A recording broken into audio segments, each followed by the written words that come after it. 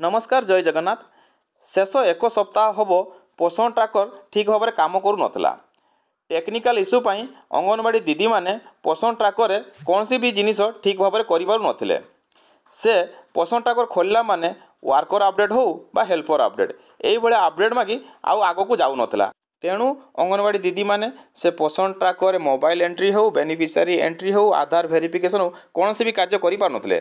जदिओ ये समस्या समस्त क्षेत्र में नथिला तथापि अधिकांश क्षेत्र में यही समस्या देखाइला। किंतु यही समस्यार आज समाधान आसी पोषण ट्राकर न्यू अपडेट। चलतु बर्तमान आम पोषण ट्राकर खोलिबा।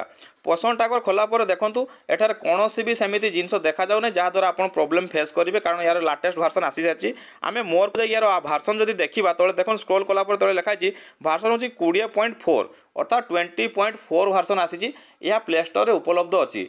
जदि आपण एमती प्रोब्लेम फेस करुले वर्कर बा हेल्पर प्रोफाइल मागुला खोलना माने तेणु आउ डरबार किसी नहीं। आप सीधा जातु प्ले स्टोर को सेठारे अपडेट कर दिंतु पोषण ट्राकर को देखिए आग भाया काम करिवो।